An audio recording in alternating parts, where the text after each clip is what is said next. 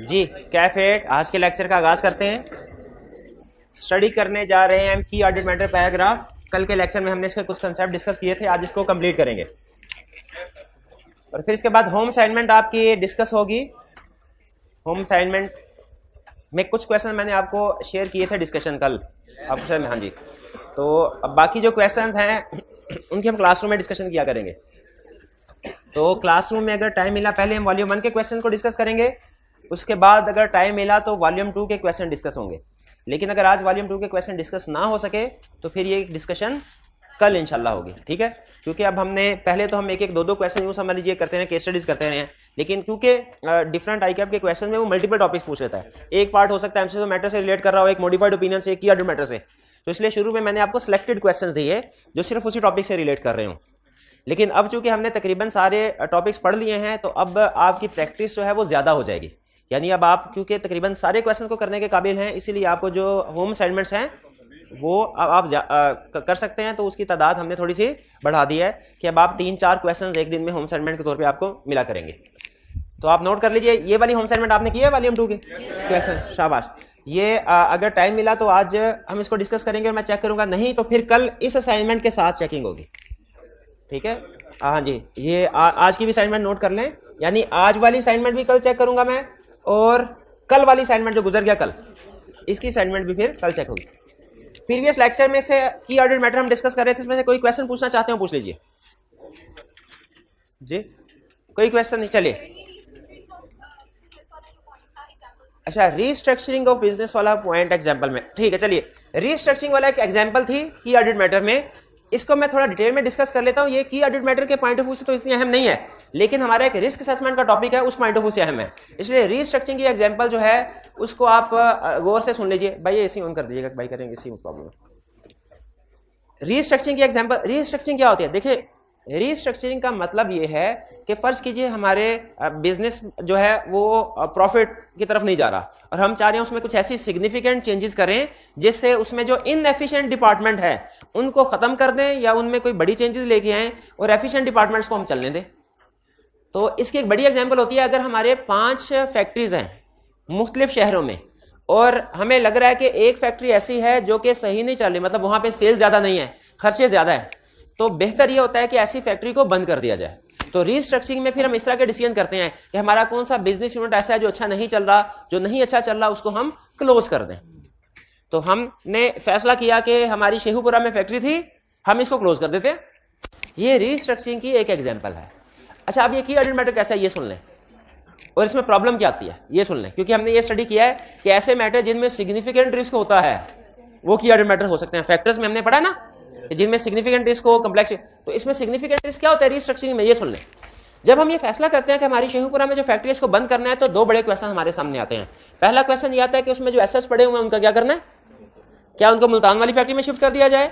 इसका जवाब है नहीं, मुल्तान वाली फैक्ट्री में तो अपने एसेट पड़े हुए हैं और फिर यहाँ से ट्रांसपोर्टेशन कास्ट भी बहुत ज्यादा मुश्किल होता है, हर एसेट को तो आप इस तरह उठा के नहीं पहुंचा सकते, तो इनको बेचना पड़ता है, इनको क्या करना है, डिस्पोज करना पड़ता है। पहला इशू।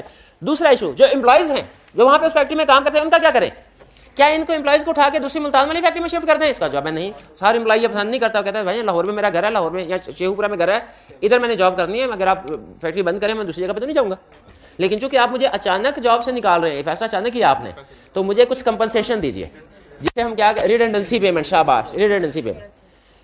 ये 2 बड़े इश्यूज होते हैं जब कभी कोई फैक्ट्री को क्लोज किया जाता है, यहाँ रीस्ट्रक्चरिंग की जाती है। ये 2 बड़े, जब कभी रीस्ट्रक्चरिंग का नाम आ जाए, क्लोजर ऑफ फैक्ट्री का नाम आ जाए केस स्टडी में, आपके जहन में 2 इश्यूज आ जाने चाहिए। कौन सा? एक, फिक्स एसेट का क्या करना है, दूसरा एम्प्लॉइज का क्या करना है। फिक्स एसेट का क्या करना है, अकाउंटिंग ये कहती है कि आपने इसको अब चूंकि डिस्पोज कर रहे हैं, इसके लिए अलग स्टैंडर्ड है, इस पे IAS 16 अप्लाई नहीं होता, आपने इसको फेयर वैल्यू पे शो करना है करंट एसेट में। IFRS हेल्ड फॉर सेल पढ़ा हुआ आपने? नहीं पढ़ा, थोड़े तो ठीक है। वो स्टैंडर्ड क्या कहता है, आपने जिन एसेट्स को बेचना है ना, फैसला कर लिया बेचना है, वो आपका फिक्स एसेट में नहीं जाएगा, करंट एसेट में आ जाएगा। और किस अमाउंट पे? फेयर वैल्यू पे। पहली चीज ये। अब मुझे खुद बताइए, फेयर वैल्यू पे एसेट्स को रिगार्ड करना है तो एक्सपर्ट की जरूरत पड़ सकती है कि नहीं पड़ सकती है? ठीक है, तो की ऑडिट मैटर हो गया कि नहीं हो गया? तो इसका मतलब है रीस्ट्रक्चरिंग की ऑडिट मैटर हो गया। अब आगे चलें, एम्प्लॉइज की तरफ चलें। एम्प्लॉइज को जो कंपनसेशन पे करनी है, अचानक आपने इसको जॉब से निकाल दिया, कंपनसेशन उसकी प्रोविजन रिकॉर्ड होनी चाहिए और प्रोविजन सिग्निफिकेंट होगी, क्योंकि एम्प्लॉइज को जब निकालते हैं 3, 4, 5, 6 महीनों की सैलरी तो कम से कम देनी होती है, ठीक है, तो ये जो पेमेंट है इसकी प्रोविजन रिकॉर्ड करनी है, ये भी चूंकि सिग्निफिकेंट अमाउंट होती है इसलिए की ऑडिट मैटर है। क्लियर? अच्छा मुझे बताइए एग्जाम में अगर क्वेश्चन आ गया, मैं एडिशनल क्वेश्चन आपसे पूछ रहा हूँ, एसेट्स जो फेयर वैल्यू पे रिकॉर्ड किए गए हैं इनकी अमाउंट को आपने वेरीफाई करना है, एक एविडेंस बता दे, एक सबसे अहम एविडेंस क्या होगा जिससे आपको पता चलेगा कि जो फेयर वैल्यू रिकॉर्ड की गई है वो ठीक है, वैल्यूअर की रिपोर्ट, शाबाश वैल्यूअर की रिपोर्ट। अच्छा दूसरा अब ये जजमेंट वाला क्वेश्चन है, लेकिन अगर आपने जवाब दे दिया इसका मतलब है सब्सटेंटिव प्रोसीजर के ऊपर आपकी ग्रिप स्ट्रॉन्ग है अभी तक जो पढ़ा। एम्प्लॉइज को हम अचानक निकाल रहे हैं, इनको हमने कुछ कंपनसेशन दे के घर भेजना है, वो कंपनसेशन अगर अभी नहीं दी उसकी प्रोविजन रिकॉर्ड होनी चाहिए। क्लाइंट ने कोई प्रोविजन रिकॉर्ड की है, आपके पास एक बेस्ट सोर्स ऑफ एविडेंस बता दे, एक ज्यादा नहीं, कैसे कंफर्म करेंगे कि प्रोविजन ठीक रिकॉर्ड हुई? शाबाश, पेरोल शीट से देखेंगे कि उसकी सैलरी कितनी थी और उसका अपॉइंटमेंट लेटर में देखेंगे कि क्या ये तय पाया था कि हम अगर अचानक आपको जॉब नौकरी से जवाब देंगे तो आपको 1 महीने 3 महीने या 6 महीने की एडवांस सैलरी देंगे, ये नॉर्मली लिखा होता है। तो ये आपका जो सैलरी शीट है और अपॉइंटमेंट लेटर है ये बेस्ट सोर्स ऑफ एविडेंस है। किस केस में? जब आप एम्प्लॉयज को टर्मिनेट करते हैं तो उनकी प्रोविजन कितनी रिकॉर्ड करनी है रिडंडेंसी पेमेंट की, इसको वेरीफाई करने के लिए बेस्ट सोर्स क्या है एविडेंस का, पेरोल और अपॉइंटमेंट लेटर। और जो फेयर वैल्यू पे उसने एसेट को रिकॉर्ड किया है इस वैल्यू। तो मुझे खुद बताइए क्या दोनों काम आसान है? मुश्किल है। तो ये की ऑडिट मैटर आएगा कि नहीं आएगा? बिल्कुल आएगा। सेम कंसेप्ट रिस्क असेसमेंट में भी आएगा। यही रिस्क असेसमेंट में कहेगा 3 फैक्ट्रीज थी, एक फैक्ट्री बंद कर दी, आप कहेंगे गोइंग कंसर्न, वो कहेगा काहेगा गोइंग कंसर्न, कोई गोइंग कंसर्न नहीं, 3 में से एक ही है बाकी 2 चल रही हैं, कंपनी थोड़ी बंद हुई है। और ये किस वजह से बंद किया कि लॉस मेकिंग थी, इसके बंद होने से तो कंपनी प्रॉफिट में जाएगी। लॉस मेकिंग यूनिट बंद करने से कंपनी को गोइंग कंसर्न इशू नहीं आता, बल्कि उल्टा कंपनी के लिए फायदे की बात है, गोइंग कंसर्न से निकलती है कंपनी। क्लियर? और की क्वेश्चन?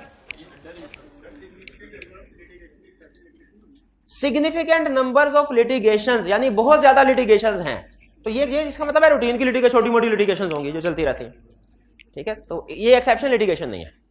एक्सेप्शनल लिटिगेशन होगी जो सिंगल लिटिगेशन आपको क्वेश्चन में एक्सप्लेन करेगा कि इसमें क्या आपने कस्टमर ने प्रोडक्ट जो इस्तेमाल की उससे उसको नुकसान हुआ, ये एक्सेप्शनल लिटिगेशन है। एक क्वेश्चन में उसने कहा आप बिल्डिंग बनाते हैं और उस पर किसी ने अपार्टमेंट लिया था और प्लाजा गिर गया, अब वहां के जो रेजिडेंट था उसने आपके खिलाफ केस फाइल कर दिया, ये क्या एक्सेप्शनल लिटिगेशन है कि नहीं? बिल्कुल एक्सेप्शनल लिटिगेशन। एक क्वेश्चन में उसने कहा आप गाड़ियां बनाते हैं और उसका जो ब्रेक सिस्टम है वो फेल हो गया, कस्टमर का एक्सीडेंट हो गया, एक्सेप्शनल। जब भी आपको लिटिगेशन की डिटेल बताना शुरू करते हैं ना तो एक्सेप्शनल है। आपके सफाई कर रहे थे, आप अपने रेस्टोरेंट था सफाई कर रहे थे, गीला फर्श था, आपने उसके ऊपर वो फ्लोर इज वेट ये नोटिस नहीं लगाया, कस्टमर आया गिर गया, टांग टूट गई, उसने केस कर दिया आपके खिलाफ, एक्सेप्शनल लिटिगेशन है। आप कोई कॉस्मेटिक्स के क्लाइंट था, वो क्रीम बनाते थे, वैसी क्रीम बनाई, ऐसा केमिकल डाला उसने, जिसने मुंह पे लगाया चेहरा जल गया, मैं केस फाइल कर दिया। नहीं एग्जाम्पल केस स्टडीज में होता है भाई, ऐसे केस स्टडीज में एग्जाम्पल, ये क्या ये एक्सेप्शनल। जब कभी केस स्टडी में आपको कोई एक्सप्लेन करना शुरू कर दे किसी केस के बारे में, समझ लिया एक्सेप्शनल है तभी एक्सप्लेन कर रहा है। और ये तो आपको सिंपल रूल बताया ना, अगर आपको ना पता चले एक्सेप्शनल लिटिगेशन है कि नहीं, तो एक्सेप्शनल केस एग्जाम में आ गई तो एक्सेप्शनल ही है। ठीक है जी। और कोई क्वेश्चन? तो एक्सेप्शनल है तो क्या करना फिर हमने? एमसीजो मैटर की तरफ लेके जाना। ठीक है, तो अगर केस स्टडी में एक्सेप्शनल लिटिगेशन है और उसने डिस्क्लोज नहीं किया हुआ फाइनेंशियल स्टेटमेंट्स में, तो क्या करेंगे? एमसीजो मैटर के अदर मैटर। अभी वो एमसीजो मैटर बोलने लगी थी, एमसीजो मैटर नहीं आएगा। क्यों नहीं आएगा एमसीजो मैटर? डिस्क्लोज नहीं किया हुआ, डिस्क्लोज नहीं किया हुआ तो मिस स्टेटमेंट है, ये क्वालिफाइड या एडवर्स ओपिनियन सेक्शन में जाएगा। ठीक, और कोई क्वेश्चन?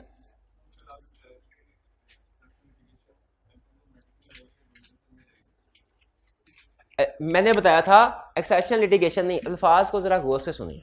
लिटिगेशन की ऑडिट मैटर में भी जा सकती है, एमसीजो मैटर में भी जा सकती है और गोइंग कंसर्न में भी जा सकती है। लिटिगेशन अगर लिटिगेशन रूटीन नेचर की है की ऑडिट मैटर में, अगर एक्सेप्शनल है कोई एमसीजो मैटर में, और अगर ऐसी एक्सेप्शन है कि हार गए तो कोई पैसा नहीं कंपनी के पास पे करने के लिए, गोइंग कंसर्न।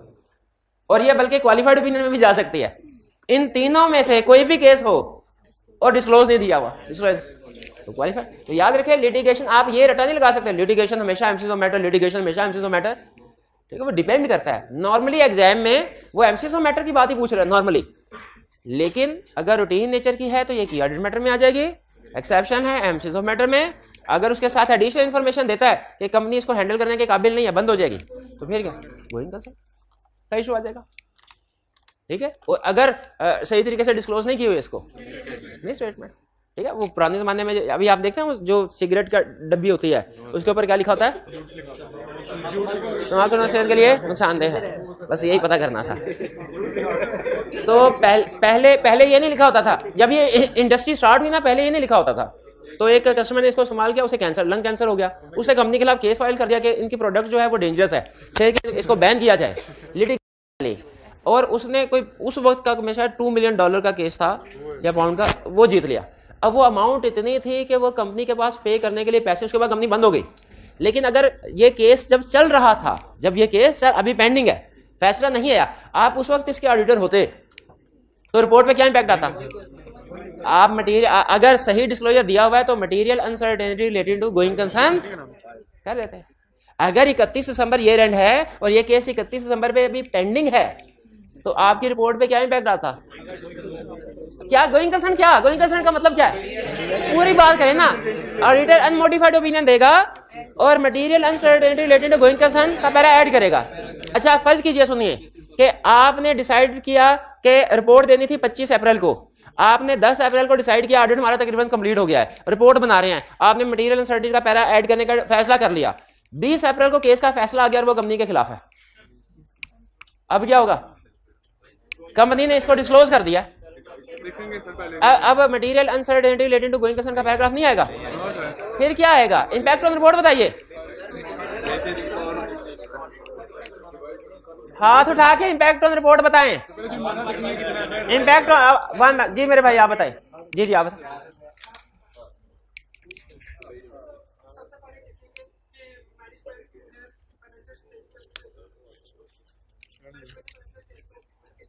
शाबाश। सबसे पहले ये देखना है फाइनेंशियल स्टेटमेंट किस बेसिस पे बनी है, क्योंकि ये लीगल केस का, अच्छा बताइए, लीगल केस का डिसीजन आ जाना ये क्या है? शाबाश, ये एडजस्टिंग इवेंट है, बताया हुआ है आपको, ये एडजस्टिंग इवेंट है। अब ये एडजस्टिंग इवेंट है तो इसका मतलब है गोइंग कंसर्न अजम्पशन क्या हुई? Not appropriate. तो ऐसे में उसने कह दिया है कंपनी के पास इतने पैसे नहीं है कि $2 मिलियन अदा कर सके पेनल्टी, तो ये going concern assumption not appropriate होगी। हमने देखना है मैनेजमेंट ने फाइनेंशियल स्टेटमेंट किस बेसिस पे बनाई है। अगर financial statements going concern basis पे बनाई है तो मिस स्टेटमेंट है। क्वेश्चन पूरा करें मेरे भाई। इसका इफेक्ट जो है वो परवेसिव होगा, एडवर्स। और अगर financial statements non going concern basis पे बनाई है, अनमोडिफाइड ओपिनियन, तो इफेक्ट क्या होगा? शाबाश, emphasis of matter paragraph. Auditor report में emphasis of matter paragraph include करेगा, गोइंग कंसर्न अनसर्टेनिटी का पैरा इंक्लूड नहीं करेगा, क्योंकि वो तो कंफर्म हो गया। क्लियर हुई है चीज? और कोई क्वेश्चन?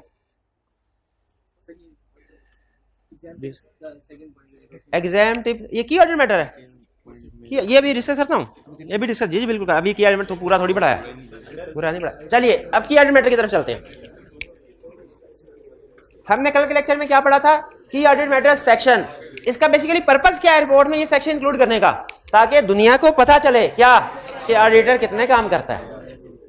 क्या ऑडिटर हर एरिया को के में जो प्रोसीजर परफॉर्म किया वो बताएगा? नहीं, मोस्ट सिग्निफिकेंट एरियाज के मोस्ट सिग्निफिकेंट प्रोसीजर बताएगा, यानी 2-3 एरियाज के, और उन एरियाज के भी 3-4 प्रोसीजर, 2-3 प्रोसीजर बस, लंबे चौड़े नहीं, पूरे के पूरे ऑडिट प्रोसीजर नहीं। यानी हर एरिया का हर प्रोसीजर रिपोर्ट में नहीं बताया जाता, वरना तो रिपोर्ट हजारों सफ़े की हो जाए। मोस्ट सिग्निफिकेंट एरियाज के जो मोस्ट सिग्निफिकेंट प्रोसीजर्स हैं वही बताए जाते हैं। यानी पूरे ऑडिट में जो 2-3 सबसे अहम एरियाज थे वो, और उन एरियाज के भी जो 2-3 सबसे अहम प्रोसीजर थे वो बताए जाएंगे की ऑडिट मैटर में। ठीक है, क्या की ऑडिट मैटर सेक्शन हर कंपनी की रिपोर्ट में इंक्लूड किया जाता है? लिस्टेड कंपनी की रिपोर्ट। क्या ऐसा पॉसिबल है कि कोई लिस्टेड कंपनी हो और की ऑडिट मैटर सेक्शन ना हो? जब डिस्क्लेमर ऑफ ओपिनियन एक्सप्रेस करते हैं, शाबाश, तो उस सूरत में अगर डिस्क्लेमर ऑफ ओपिनियन एक्सप्रेस करें की ऑडिट मैटर सेक्शन नहीं आएगा, वरना हर केस में की ऑडिट मैटर सेक्शन आएगा। अच्छा, अनलिस्टेड कंपनी में आएगा? रिक्वायर्ड बाय लॉ नहीं है, अगर जरूरी समझे तो आ सकता है। जैसे नॉर्मली ऐसी कंपनीज इनमें पब्लिक इंटरेस्ट इन्वॉल्व होता है, उनमें वो अनलिस्टेड भी हो, अगर तो उनमें की ऑडिट मैटर इंक्लूड किया जा सकता है। रिक्वायर्ड नहीं है, जजमेंट पे डिपेंड करता है। ये हो गया की ऑडिट मैटर सेक्शन। की ऑडिट मैटर क्या होता है हमने स्टडी किया था। हमने डेफिनेशन में 3 चीजें पढ़ी थी की ऑडिट मैटर की। मोस्ट सिग्निफिकेंट सॉरी नहीं, पहले मैटर्स कम्युनिकेटेड विद दो चापिक वर्नस मोस्ट सिग्निफिकेंट करंट पीरियड, ये तीन चीजें पूरी होती है तो की मैटर की डेफिनेशन बनेगी, वरना नहीं। आपको याद है एमसीक्यू मैटर में भी आपको हाईलाइट करवाया था ये अहम लफ्ज है, अदर मैटर में भी करवाया था ये लफ्ज है, की मैटर में भी करवा दिया। अब देखें कैसे डिसाइड करेंगे आप। अच्छा मुझे बताइए, क्या स्टैंडर्ड ने लिस्ट दी हुई है हमें कि भाई ये की मैटर है बस, जहां आए ये इनके अलावा कोई नहीं। स्टैंडर्ड की कभी भी पूरे सारे स्टैंडर्ड छान लें, कहीं पे भी स्टैंडर्ड की ये आदत नहीं है कि वो ये कहे यही लिस्ट है और यही कंप्लीट है, ना एक चीज आगे ना एक चीज पीछे, ऐसे स्टैंडर्ड की आदत नहीं है। क्यों नहीं है? वो ये तो कहता है कि नॉर्मली इन चीजों के ऊपर एमसीक्यू मैटर दिया जाता है, नॉर्मली इन चीजों के ऊपर अदर मैटर दिया जाता है, नॉर्मली इन चीजों पे गोइंग कंसर्न अनसर्टेनिटी पहला दिया जाता है, नॉर्मली इन चीजों के ऊपर की मैटर दिया जाता है, नॉर्मली के साथ लिस्ट दे देता है नॉर्मली के, क्योंकि उसको पता है कि प्रैक्टिकल लाइफ बड़ी कम्प्लेक्स है, बड़ी डिफरेंट है, हर क्लाइंट दूसरे क्लाइंट से डिफरेंट है।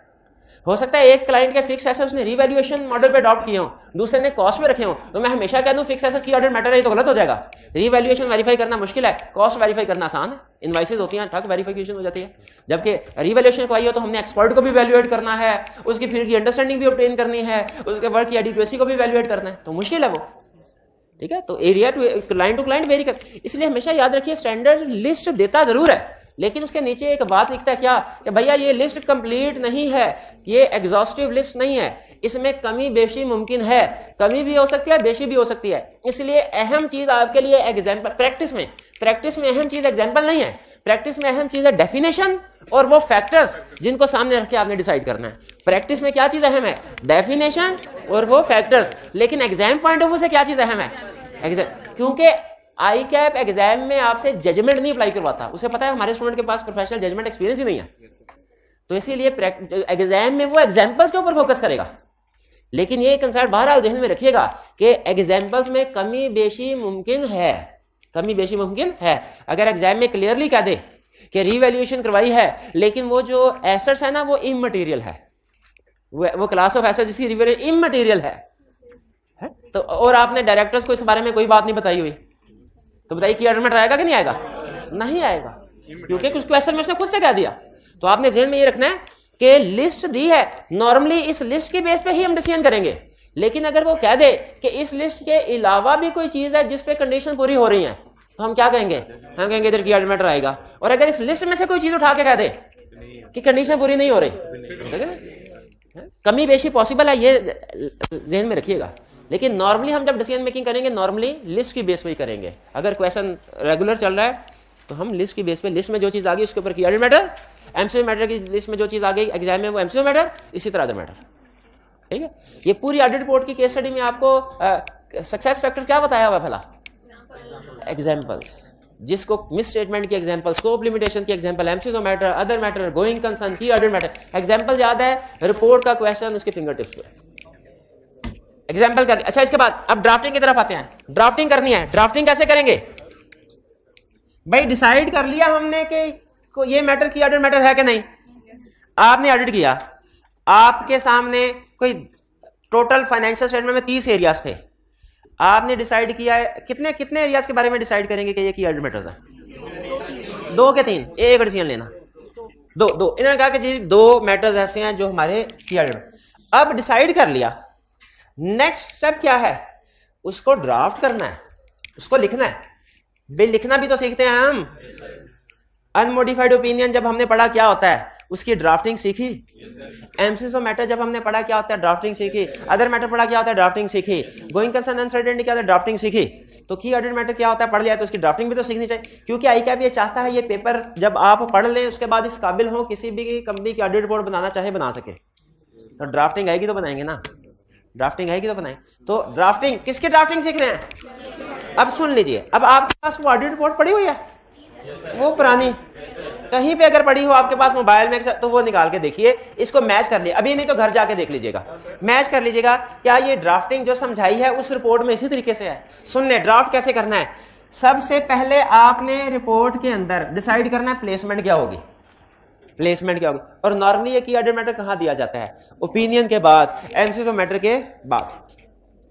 की ऑडिट मैटर एमसीक्यू मैटर के बाद आता है नॉर्मली, इसका दर्जा थोड़ा कम, लेकिन बहरहाल ये इंडिविजुअल मैटर पर डिपेंड करता है, क्योंकि हमने एमसीक्यू मैटर में पढ़ा था कि अगर की ऑडिट मैटर आते हैं दोनों की रिलेटिव सिग्निफिकेंस पर डिपेंड करेगा। नॉर्मली ये एमसीक्यू मैटर के बाद आता है, लेकिन पहले भी आ सकता है, स्टैंडर्ड जगह रखी हुई है। सबसे पहले आपने रिपोर्ट में मेन हेडिंग देनी है। मेन हेडिंग क्या होगी? की ऑडिट मैटर, अंडरलाइन कर लिया, ये सेक्शन शुरू है। फिर इसके बाद सब हेडिंग देनी है। सब हेडिंग से क्या मुराद है कि वो कौन सा मैटर था।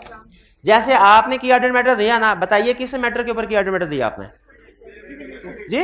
Revaluation of fixed assets. आपने बताइए की ऑडिट मैटर रिपोर्ट में इंक्लूड किया है, किस एरिया पे किया है? सर 3 फैक्टर थी जिसमें से एक फैक्टर बना। एरिया बता दो, कोई सा भी एग्जांपल लेनी है। Exceptional litigation,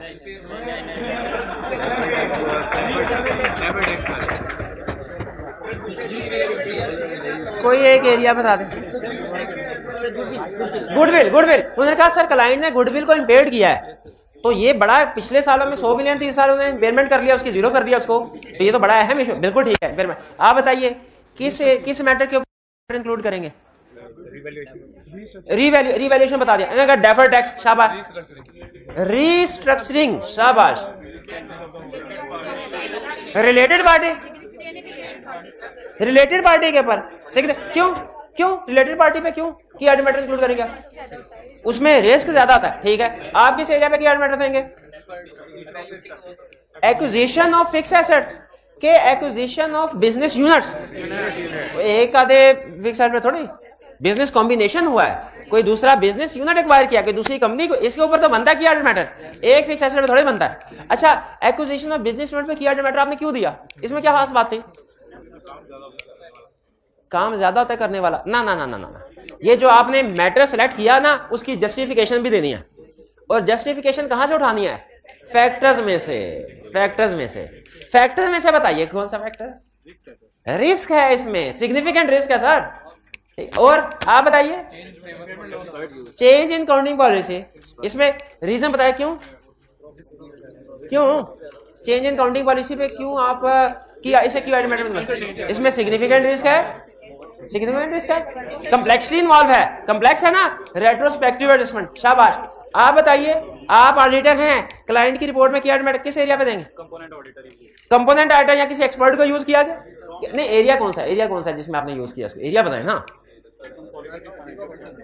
consolidated financial statement बना रहे थे, उसमें कोई एक ऐसी ब्रांच थी, ऐसी सब्सिडरी थी जिसपे कंपोनेंट ऑडिटर को यूज किया उस पे प्रोसीजर परफॉर्म करने के लिए, तो बिल्कुल की ऑडिट मैटर बनता है। क्यों? कंपोनेंट ऑडिटर को यूज। तो इस तरीके से आप किसी भी एरिया को सेलेक्ट कर सकते हैं की ऑडिट मैटर की ड्राफ्टिंग के लिए, वो आपकी जजमेंट है, लेकिन आपने जस्टिफिकेशन उसकी देनी है। और जस्टिफिकेशन कहां से आएगी? फैक्टर्स से। ये फैक्टर्स से ये एरिया सेलेक्ट करेंगे, क्योंकि इन फैक्टर्स की बेस पे सिलेक्शन होती है, तो इसकी जस्टिफिकेशन। तो जब आपने हेडिंग देनी है, किसी भी एग्जांपल की हेडिंग दे दें, और उस हेडिंग के नीचे ये सब हेडिंग है, ये सब हेडिंग बेसिकली ये वो एरिया है जो की ऑडिट मैटर बना रहे हैं। मेन हेडिंग एक ही आएगी, लेकिन इनकी ऑडिट रिपोर्ट में सब हेडिंग 2 आएंगी, क्योंकि इन्होंने 2 की ऑडिट मैटर सेलेक्ट किए हैं। हर की ऑडिट मैटर की सब हेडिंग देनी है, और उस सब हेडिंग के नीचे 3 चीजें लिखनी है। 3 चीजें लिखनी है। What, why, how. व्हाट का मतलब क्या है? मैटर, वो कौन सा मैटर है जिसको आपने की ऑडिट मैटर डिसाइड किया?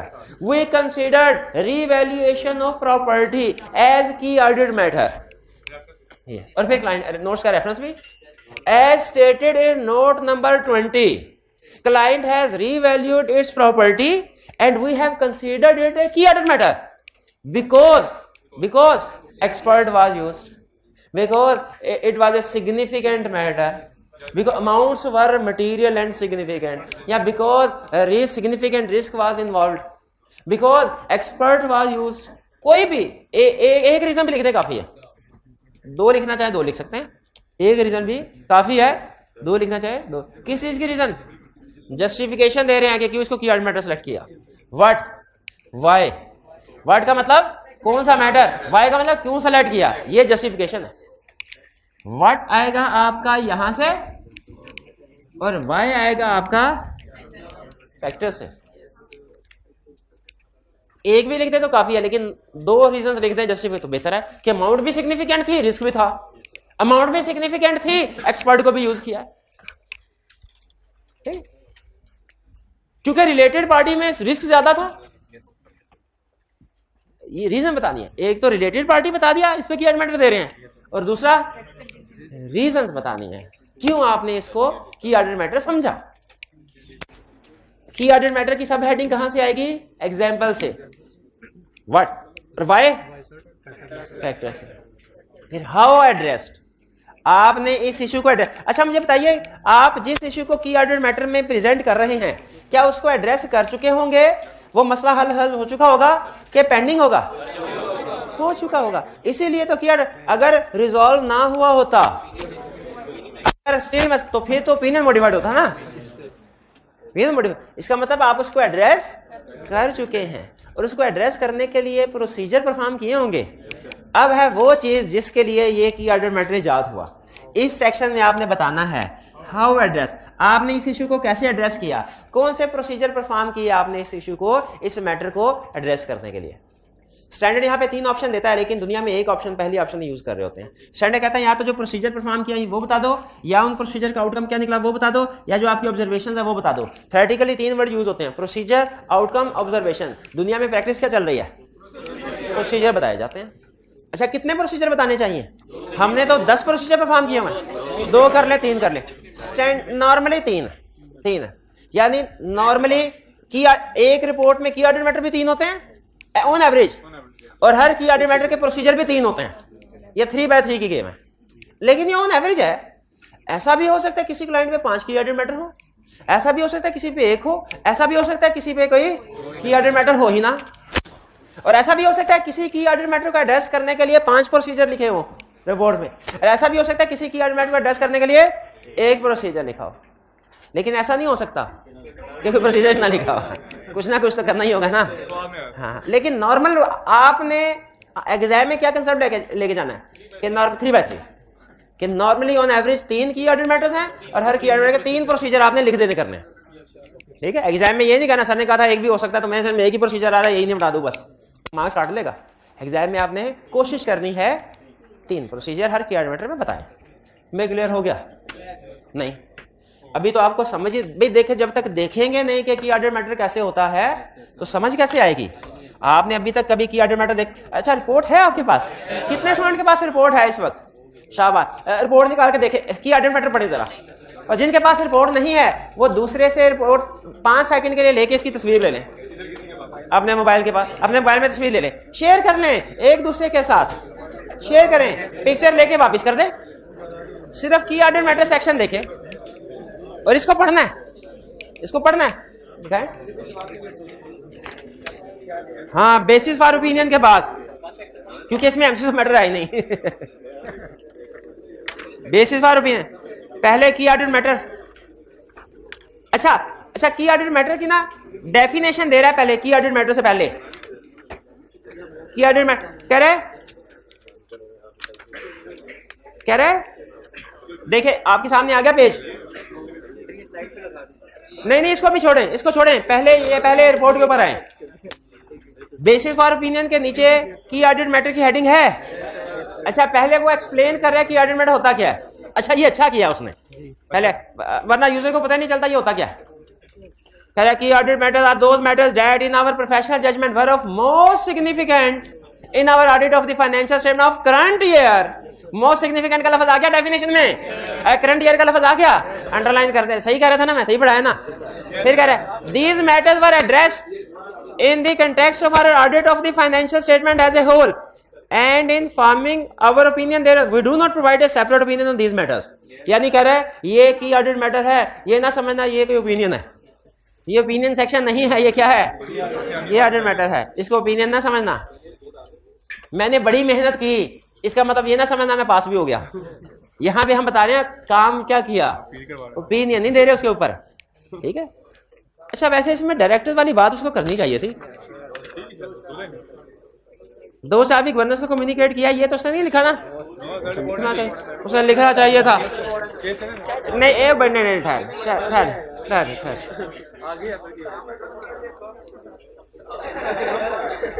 नहीं, इसमें ना असल में कुछ मैंने सिर्फ आपको की ऑर्डर मैटर पढ़ाना था, एग्जाम में ड्राफ्टिंग वही है, तो मैंने कुछ हिस्सा इसका स्किप कर दिया। तो आप अगर देखेंगे ना आपको मैं भी बताता हूँ। नेक्स्ट पेज पे की ऑर्डर मैटर है, उसके साथ नंबरिंग कौन सी है 2, तो 1 किधर गया, स्किप कर दिया ना, तो उसके साथ वो वाली लाइन भी स्किप हो गई होगी। बहरहाल अब देखें, ये पहले देखिए उसने की ऑर्डिनरी मैटर सेक्शन की हेडिंग दी, ये हेडिंग दी, मेन हेडिंग कहां पे है, पेज 36 पे। सब हेडिंग किधर है, क्या सब हेडिंग पढ़ के बताएं, company's exposure to litigation risk. अच्छा अब इसमें देखें आपको दो कॉलम नजर आ रहे हैं, ठीक है। मैं तब तक आपकी और ड्राफ्टिंग एक और एग्जांपल सेट करता हूं। आपने इन दोनों कॉलम को पढ़ के मुझे बताना है कि वर्ड किधर है, उसको सर्कल करके हाईलाइट करना है, वाई किधर है, उसको सर्कल करके हाईलाइट कर दे, और हाउ एड्रेस किधर है, ये आपने हाईलाइट पहचाने। इनमें से वर्ड किधर है, वाई किधर है, हाउ किधर है, लिखे लिखे जल्दी करें, पढ़ के बताएं, पढ़ के बताएं।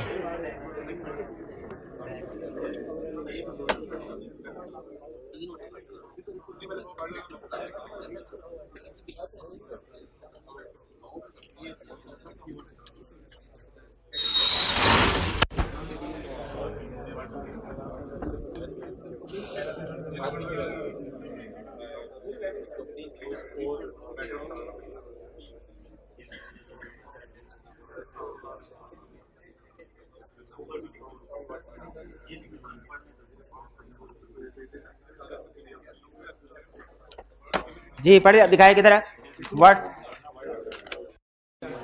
पढ़ लिया, ठीक है। नोट्स का रेफरेंस दिया हुआ उसने, मसला बताया हुआ कौन सा मसला है, और रीजन भी वाई किधर बताया हुआ है। दूसरे लेफ्ट साइड का जो ऊपर वाला पैराग्राफ है ये वर्ड, जो नीचे वाला पैराग्राफ है ये वाई, और राइट साइड वाला हाँ उसमें अच्छा कितने प्रोसीजर बताए हैं इसने, 3 नहीं है 5 है, बुलेट बना के गिनती नहीं आती, 5 प्रोसीजर्स हैं। इनमें से आप बता सकते हैं कितने प्रोसीजर आपको पढ़ के समझ आ गए हैं, पढ़ के जरा देखें। अगर ये आपको समझ, इसमें से 3 भी समझ आ गए ना 5 में से, तो उसका मतलब है आप प्रैक्टिकल लेवल पे पहुंच गए हैं, प्रैक्टिस की चीजें समझ आना शुरू, क्योंकि प्रैक्टिस की रिपोर्ट है ना।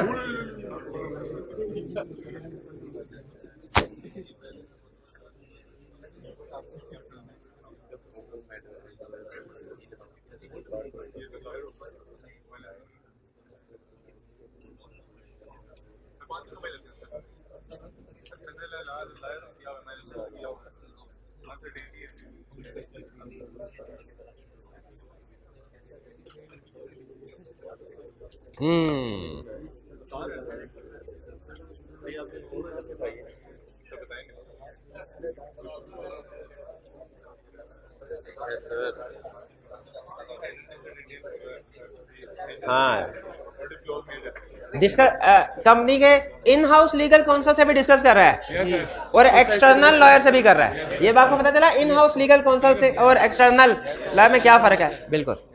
अच्छा मुझे बताइए, इसमें कहीं पे ये कह रहा है कि हमने लिटिगेशन के डिस्क्लोजर को भी चेक किया है, किस वाले पैराग्राफ, प्रोसीजर, लास्ट वाले प्रोसीजर में, शाबाश शाबाश। और कंट्रोल चेक करने की बात कर रहा है। हम आपको याद है रिलेटेड पार्टीज के प्रोसीजर परफॉर्म करते हुए कंट्रोल चेक करते हैं, रिलेटेड पार्टीज में भी। तो इसका मतलब ये हुआ ये क्या प्रोसीजर किसी, अगर हम याद कर लें तो किसी दूसरे एरियाज में भी काम आ सकते हैं। डिस्क्लोजर वाला प्रोसीजर रिलेटेड पार्टी में भी काम आ सकता है, और कंट्रोल्स वाले प्रोसीजर रिलेटेड पार्टी में भी काम आ सकते हैं। तो ये ध्यान में रखिएगा, जब हम प्रोसीजर पढ़ने होंगे ना, तो आप जब पहले 2-3 एरियाज आपके लिए मुश्किल होंगे प्रोसीजर्स में, उसके बाद चीजें रिपीट होना शुरू हो जाएंगी, ठीक है। चलिए अच्छा अब एक और एग्जांपल, अब ये तो प्रैक्टिस की एग्जांपल थी ना, ये वो एग्जांपल जो ICAP सबसे ज्यादा पूछता है एग्जाम में। कौन सी एग्जांपल, रिवैल्यूएशन वाले, रिवैल्यूएशन वाले वो की ऑर्डर मैटर में पूछ सकता है, लदा भी ये आपकी बुक का हिस्सा है। एंड वाले भाईजान आपको नजर नहीं आ रहा होगा ना क्या लिखा हुआ है, अब बुक पे देख ले। अब देखे फॉर्मेट तकरीबन उसी तरह का है कि नहीं, ड्राफ्टिंग है। अच्छा इसमें ना मुझे करना ये चाहिए था, यहाँ पे डेफिनेशन को लिख लेता, क्योंकि आपको पता है मेन हेडिंग देने के बाद वो डेफिनेशन देता होता है, ठीक है। लेकिन कोई बात नहीं, डेफिनेशन ऊपर दी हुई थी, मैंने कहा क्या दोबारा रिपीट करना। लेफ्ट साइड पे 2 पैराग्राफ, ये क्या है, सब हेडिंग। अच्छा refer note number XXX to the financial statements, company has recorded its land building and machinery at revalued amounts. What we identified revaluation of property plant equipment as key audit matter because its amount is material to financial statements. In addition, process of valuation is highly complex and judgmental process which involve assumptions and methods which are affected by future economic and market conditions. भाई में बता रहे हैं, एक हमने बताया material है, बड़ी अमाउंट है, एक हमने बताया कम्प्लेक्स है, जजमेंट्स इन्वॉल्व है। राइट साइड पे हाउ में क्या करें, assess competence, capability, objectivity of expert, करते हैं ये काम किया। obtained revaluation report from valuer and discuss with management and expert appropriateness of assumptions and methods, appropriateness of assumptions and method भी चेक करते हैं। check relevance, completeness and accuracy of source data, ensure that revaluation is properly accounted for and disclosed in financial statement। Clear हो गया ये? अब आइंदा अगर आपसे कहा जाए कि की ऑडिट मैटर तो बना दो, बना देंगे? पक्की बात है? आइंदा आपको की ऑडिट मैटर की असाइनमेंट्स देना शुरू कर दो। अच्छा, इसमें आपने एक काम नहीं, सबसे बड़ी गलती जो करते हैं ना वो बता दो। अभी मैंने आपको सब्सटेंटिव प्रोसीजर नहीं बताया, ना ही बताओ। सब्सटेंटिव प्रोसीजर आपको खुद से सोचने होंगे। मैं आपको कुछ एरियाज ऐसे दूंगा, जैसे मैं आपसे कहूंगा इन्वेंट्री कि इन्वेंट्री एनआरवी पे है और क्लाइंट ऑडिटर ने इसको की ऑडिट मैटर असेस किया है, इसका ड्राफ्टिंग करें। उसमें प्रोसीजर आपने खुद बताना, हालांकि मैंने अभी आपको एनआरवी के प्रोसीजर प्रॉपर्ली नहीं बताए, पढ़ाए नहीं, ये एक चैप्टर 10 में डिस्कस होते हैं, अभी नहीं पढ़ाए। लेकिन आप खुद से क्या कुछ जज कर सकते हैं क्या प्रोसीजर परफॉर्म होंगे? आपको इस काबिल होना चाहिए। हाँ, इसमें एक चीज का ध्यान रखना है आपने, इररेलेवेंट प्रोसीजर नहीं लिखना, क्योंकि प्रोसीजर में जब वो एग्जामिनर कमेंट्स दे रहे हैं ना, प्रोसीजर वाले क्वेश्चन में एग्जामिनर कमेंट्स दे रहे हैं ना, उनमें एक कॉमन मिस्टेक जो स्टूडेंट्स की बता रहा है वो ये कि मैंने पूछा रिवैल्यूएशन वाले वो कॉस्ट वाले भी लिख देते हैं। स्टूडेंट कहता है हम इसकी परचेज प्राइस चेक करेंगे, ये फिक्स एसेट्स कितने में खरीदा गया। कहता है भाई परचेज प्राइस रेलिवेंट प्रोसीजर है जब कॉस्ट मॉडल हो, और रिवैल्यूएशन में परचेज प्राइस नहीं देखनी, रिवैल्यूएशन की रिपोर्ट देखनी है। ठीक है? अच्छा मुझे बताइए, डेप्रिसिएशन चेक करना है कि सही है, ये रिवैल्यूएशन मॉडल में रेलिवेंट प्रोसीजर है कि नहीं? क्या रिवैल्यूड एसेट्स की डेप्रिसिएशन रिकॉर्ड होती है? ठीक है पढ़ा, बट ठीक है, मैं समझा शायद नहीं, ठीक है। तो ये वापिस आ जा। हाँ, ड्राफ्टिंग क्लियर हो गई। चलिए अब 2-3 छोटे कंसेप्ट्स आपके साथ शेयर करने हैं। पहला कंसेप्ट, कम्युनिकेशन विद। अच्छा, दो स्टाफ एक बंदे को कोई चीज कम्युनिकेट करते हैं हम, रिलेटेड पार्टी में की थी, रिलेटेड पार्टी वाले एरिया में की नहीं थी, दो स्टाफ रिलेटेड पार्टी जो मैनेजमेंट ने हमें नहीं बताई या जिनकी अप्रूवल नहीं ली गई, किसी और एरिया में भी पढ़ा था क्या? और किस कम्युनिकेशन किसी और चैप्टर में पढ़ा था क्या? अदर मैटर्स में, using work of expert, using work of internal auditor, इसमें हमने पढ़ा था कम्युनिकेशन करते हैं। डायरेक्ट असिस्टेंस ऑब्टेन करनी है हमने इंटरनल ऑडिटर से, डायरेक्टर्स को क्या कम्युनिकेट करते हैं? एग्रीमेंट और प्लान्ड यूज, ये भी। तो हमने कुछ चैप्टर्स में ये कंसेप्ट स्टडी किया हुआ है कि अगर कोई सिग्निफिकेंट इशू हो ना किसी एरिया में, तो ऑडिटर डायरेक्टर्स को कम्युनिकेट करता है। की ऑडिट मैटर में भी करेगा, बिल्कुल करेगा। अच्छा, एक तो ये है कि सिलेक्शन ही ऑडिटर उन मैटर्स में से करता है जो डायरेक्टर्स को कम्युनिकेट किए गए हों, लेकिन स्टिल देखिए डायरेक्टर्स को ना 20 मैटर्स कम्युनिकेट किए गए हैं, इनमें से कौन से 2, 3 या 4 को की ऑडिट मैटर हम समझ रहे हैं, ये डायरेक्टर्स को लादा से बताते हैं, दोबारा बताते हैं। दोबारा क्यों? क्योंकि पहले हमने सिर्फ सिग्निफिकेंट मैटर्स भेजे थे, अब उनमें से जिनको हमने की ऑडिट मैटर डिसाइड किया वो बता रहे हैं। बताना जरूरी है, स्टैंडर्ड ने कहा जरूरी है तो जरूरी है। अच्छा, और अगर फर्ज कीजिए, क्या ऐसा पॉसिबल है कि किसी ऑडिट में कोई भी की ऑडिट मैटर ना हो? इस सूरत में डायरेक्टर्स को बताएंगे कि नहीं बताएंगे? बताएंगे। क्या बताएंगे? ये ऑडिट मैटर नहीं है। अच्छा, अब एक इंटरेस्टिंग क्वेश्चन आपसे, क्या ऐसा पॉसिबल है एक ऑडिट क्लाइंट पे कोई भी की ऑडिट मैटर ना हो? पॉसिबल है। इस सूरत में की ऑडिट मैटर सेक्शन आएगा कि नहीं आएगा? शाबाश, आएगा। उसमें क्या लिखेंगे? We have determined that there is no key audit matter. शाबाश, बिल्कुल। तो ये कंसेप्ट भी अब सिर्फ 2 कंसेप्ट आपको बताने हैं, फिर इसके बाद क्वेश्चंस की तरफ चलेंगे। पहला कंसेप्ट, क्या ऐसा पॉसिबल है कि किसी ऑडिट में हमें पता चले कि इसमें कोई की ऑडिट मैटर है ही नहीं? स्टैंडर्ड कहता है पॉसिबल है, इसके एग्जांपल भी देता है। कहता है क्लाइंट बहुत सिंपल है और उसने फर्ज कीजिए ड्यूरिंग द ईयर रजिस्टर हुआ है, तो उसका पहला साल है, 1-2 महीने के ऑपरेशन है, वो भी सिंपल है, तो इसमें आप जज कर सकते हैं कि कोई की ऑर्डर मैटर नहीं, लेकिन इस सिचुएशन में क्या करना फिर? सेक्शन आएगा, सेक्शन में की ऑर्डर मैटर कोई नहीं आएगा, उसकी जगह पे लाइन क्या आएगी? You have determined there is no key ऑर्डर। अब सुने थोड़ी सी ट्रिकी चीज, मटीरियल मिस स्टेटमेंट। मटीरियल क्या की ऑर्डर मैटर है? डेफिनेशन ध्यान में रखें, डेफिनेशन ध्यान में रखें, मुझे बताइए क्या मटीरियल मिस स्टेटमेंट की ऑर्डर मैटर है? एक मिनट ठहरे, क्या ये one of the most significant matter है? मैटर है मिस्टर। क्या हम डायरेक्टर्स को कम्युनिकेट करते हैं? करते हैं। क्या करंट पीरियड से रिलेट करते हैं? तो इसका मतलब बाय डेफिनेशन कि मटेरियल मिस स्टेटमेंट या material scope limitation by definition की ऑर्डर मैटर हैं, बाय डेफिनेशन की ऑर्डर मैटर हैं, लेकिन ये मैटर्स की ऑर्डर मैटर में नहीं आएंगे। की ऑर्डर मैटर में सिर्फ इशारा आएगा कि material miss statement scope limitation जो हमने ओपिनियन पे सेक्शन में बताया ना, उसके अलावा ये दो की ऑर्डर मैटर हैं। रेफरेंस आएगा, मटेरियल मिस स्टेटमेंट या मटेरियल स्कोप लिमिटेशन की ऑर्डर मैटर में नहीं आएगी, हालांकि बाय डेफिनेशन की ऑर्डर मैटर हैं, लेकिन की ऑर्डर मैटर सेक्शन में नहीं। क्यों नहीं आएंगी? उनकी अपनी जगह, लेकिन रेफरेंस आएगा। रेफरेंस कैसे लिखेंगे? इन addition to matters described in basis for qualified opinion section, in addition to matters described in basis for qualified opinion section following are other की ऑर्डर मैटर्स, और फिर आगे की ऑर्डर मैटर्स आएंगे।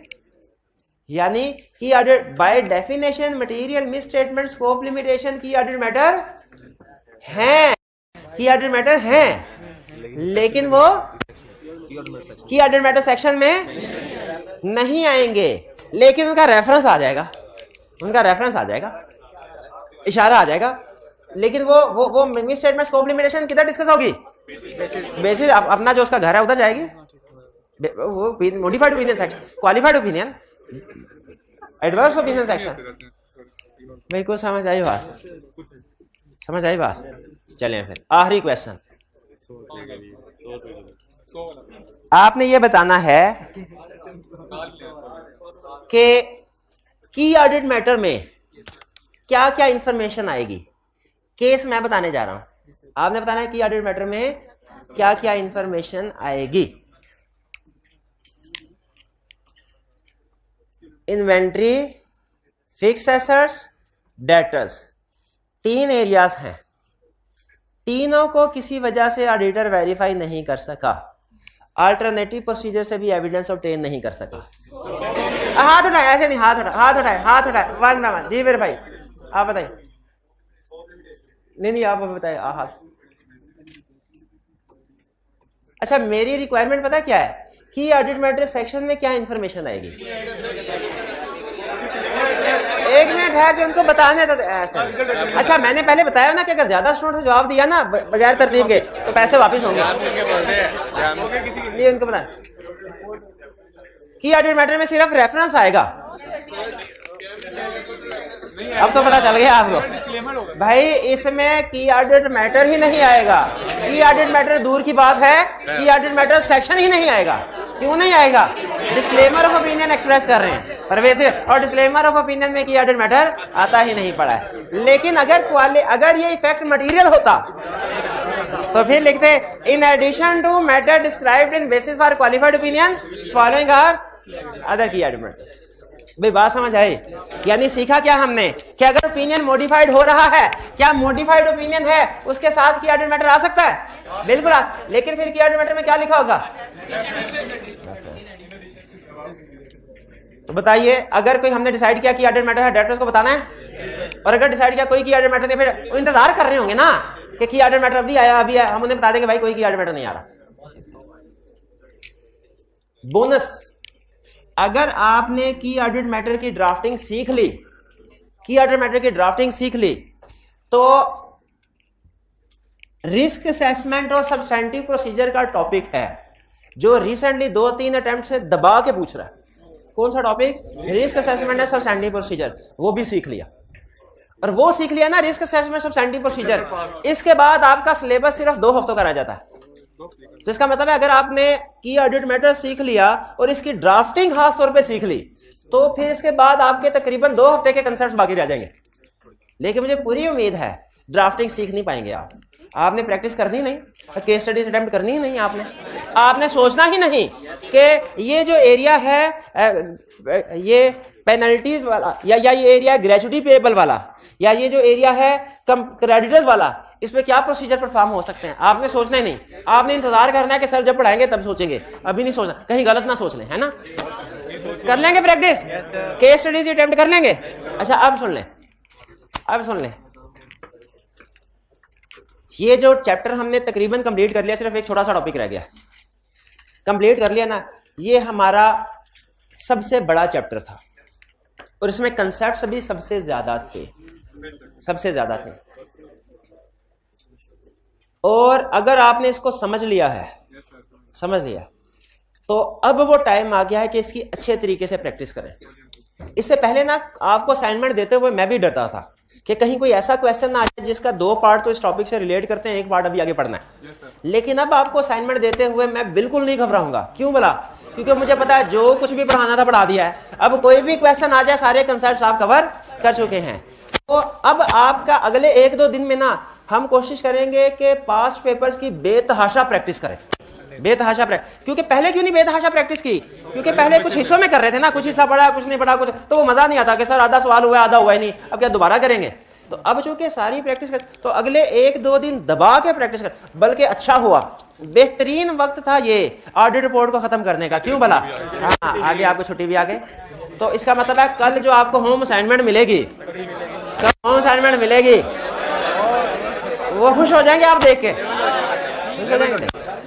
लेकिन उससे पहले देखें, अभी आपको होम असाइनमेंट दे पहले सिखा, प्रैक्टिस तो करें ना क्लास में, क्वेश्चन कैसे करने हैं भाई। मैं प्रैक्टिस करवाऊंगा तो आप घर जाके फिर सीखेंगे ना। तो आइए प्रैक्टिस करते हैं।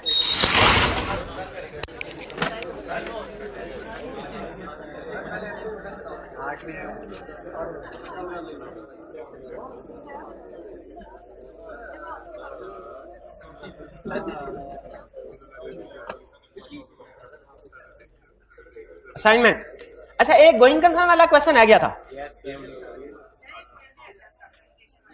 कम्युनिकेशन वाला। गोइंग कंसर्न में कम्युनिकेशन क्या करना भाई? जो भी इशू है गोइंग कंसर्न का कम्युनिकेट कर दे डायरेक्टर्स को, यही लिखा होगा। कह रहा है डायरेक्टर्स को बता दो गोइंग कंसर्न अजम्पशन एप्रोप्रिएट है कि नहीं है, डायरेक्टर्स को बता दो, बता दिया। इवेंट्स या कंडीशन मटेरियल अनसर्टेनिटी क्रिएट कर रहे हैं कि नहीं कर रहे हैं, बता दो। लेकिन ये कैसे हो सकता है कि मटेरियल अनसर्टेनिटी भी क्रिएट हो रही हो और गोइंग कंसर्न नॉट एप्रोप्रिएट भी हो? दोनों में से कोई एक चीज होगी, दोनों थोड़ी होंगी। डिस्क्लोजर बता दो एडिक्वेट है कि नहीं गोइंग कंसर्न के। इंपैक्ट ऑन रिपोर्ट बता दो। ये 4 चीजें। फिर बताओ गोइंग कंसर्न के हवाले से डायरेक्टर्स को क्या बताना है? गोइंग कंसर्न अजम्पशन एप्रोप्रिएट है कि नहीं, मटेरियल अनसर्टेनिटी एग्जिस्ट करती है कि नहीं, डिस्क्लोजर एडिक्वेट है कि नहीं, इंपैक्ट ऑन रिपोर्ट क्या है। 4 चीजें बता दिया, बस यही काम करना था। केस स्टडी, सबसे पहले identify the shortcoming in the above paragraph extracted from the audit report. अच्छा, एक्सट्रैक्टेड का मतलब क्या है कि सारी रिपोर्ट नहीं, part of the report. Extract का मतलब यही होता है ना, पार्ट ऑफ समथिंग। कह रहे you are the audit manager on the audit of Indus Limited, the audit senior has completed the audit of company for the year ended June 30, 2007 and submitted a draft audit report for your review. The following paragraph have been extracted from the draft audit report. पहला, we conduct, अच्छा report में याद रखिएगा आपने एक लफ्ज की and और इफ ऑफ वगैरह की गलती नहीं निकालनी, कंसेप्चुअल मिस्टेक्स निकालने, कंसेप्चुअल मिस्टेक्स, ठीक है। अल्फाज की इंग्लिश की गलती नहीं निकालनी, ये ज़हन में रखिएगा। ये एक दफा उसने इस तरह का क्वेश्चन पूछा तो स्टूडेंट ने ऑफ एंड, इधर ऑफ लगना चाहिए था, इधर एंड लगना चाहिए था। उसने कहा भाई ये कौन सी गलती है? Conceptual errors, We conducted our audit in accordance with auditing standard as applicable in Pakistan. कोई problem? These standard required that we plan and perform the audit to obtain. आगे जो भी लिखा होता है, कोई problem? We believe that our audit provide a reasonable basis for our opinion and after the verification we report that. ये भी यानी पहले पैराग्राफ में कोई प्रॉब्लम नहीं। हाँ, लेकिन एक हेडिंग नहीं दे रहा, हेडिंग्स नहीं दे रहा। नहीं, एक्सट्रैक्ट है तो जिसका एक्सट्रैक्ट है उसकी हेडिंग तो आनी चाहिए ना। एक्सट्रैक्ट का मतलब है सारे पैराग्राफ नहीं आएंगे, एक्सट्रैक्ट का मतलब ये है, लेकिन जो आएंगे उसकी हेडिंग तो आनी चाहिए। We did not observe the counting of the physical inventory as of June 30, 2007. Since that date was prior to the time we were initially engaged as auditor of the company. इसका मतलब है auditor बाद में appoint हुआ, date पहले गुजर गई, year and पहले हो गया, ऑडिटर बाद में अपॉइंट हुआ। Owing to the nature of the company's record, we were unable to satisfy ourselves as to quantity of inventory. Alternative process of evidence नहीं मिला, स्कोप लिमिटेशन है। ओपिनियन क्वालिफाइड या एडवर्स होना चाहिए, क्वालिफाइड या डिस्क्लेमर होना चाहिए, ठीक है। चलिए यहाँ पे, अच्छा नहीं तो किधर क्या ओपिनियन, क्वालिफाइड ओपिनियन। आगे, in our opinion and to the best of our information and according to explanation given to us the balance sheet वगैरह वगैरह, so required and respectively give a true and fair view of the state of company affairs and the end of the loss its cash। अच्छा, इसका मतलब ये हुआ कि loss में है कंपनी। ये लॉस किसी ने नोट किया था कि यहाँ प्रॉफिट नहीं है, लॉस है।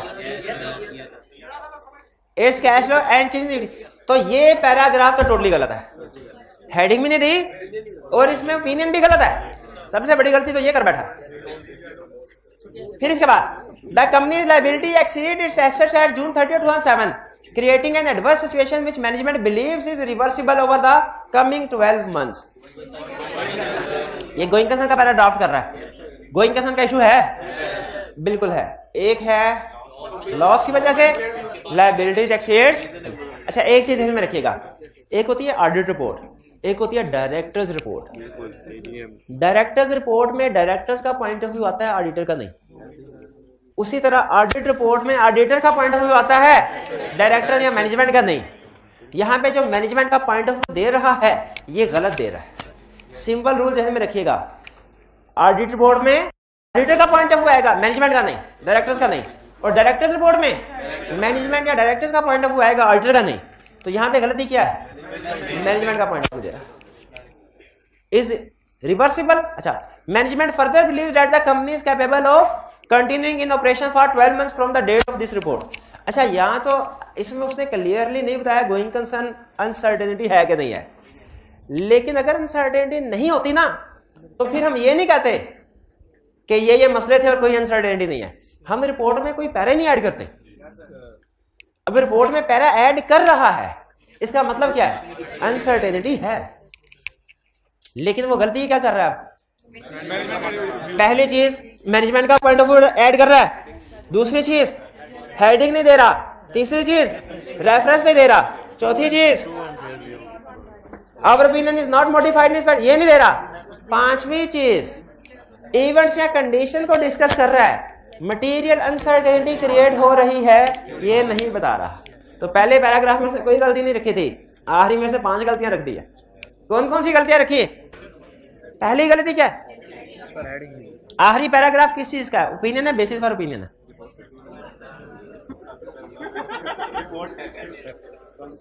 ये हाल है। आखिरी पैराग्राफ किस चीज का है, material uncertainty related to going concern का है। आखिरी पैराग्राफ किस चीज का है, किस चीज का है, आखिरी पैराग्राफ किस चीज का है, material uncertainty related to going concern. कितनी गलतियां, पहली गलती क्या है, हेडिंग्स नहीं थी, दूसरी गलती क्या है, मैनेजमेंट का पॉइंट ऑफ व्यू उसने इंक्लूड कर दिया, तीसरी गलती क्या है, रेफरेंस नहीं दिया, चौथी गलती क्या है, चौथी गलती क्या है,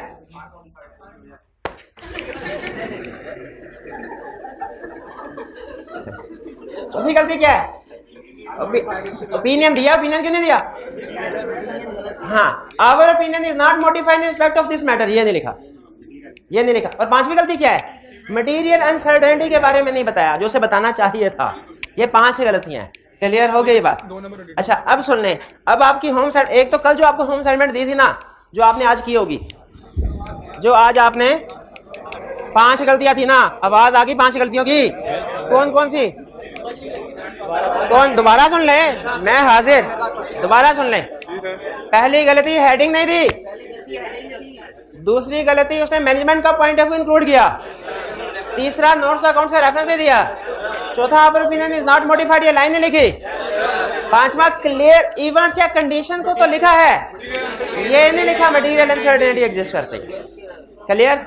अच्छा अब सुन लें, अब सुन लें, आपको जो होम असाइनमेंट दी गई है ना, अगर एक कल वाले क्वेश्चन, कल वाले कितने थे? ये हाँ, ये कल वाले क्वेश्चन जो, और ये वाले वॉल्यूम 2 के, कल भी वॉल्यूम 2 के थे ना, जो कल आपको होम असाइनमेंट दी गई थी उसमें वॉल्यूम 1 भी था, 2 भी था, और ये भी वॉल्यूम 2 के। जिसने आज ये कर लिए ऑडिट बोर्ड का एक्सपर्ट हो गया वो, इंशाल्लाह कर लिए, और चाहे सही नहीं हुए लेकिन सोल्यूशन देख के समझ आ गई तो वो एक्सपर्ट हो गया। ठीक है, ये जी, और कल इंशाल्लाह हम इसकी प्रैक्टिस करेंगे। चलिए आज का लेक्चर यहाँ खत्म करते हैं हम। अल्लाह हाफिज।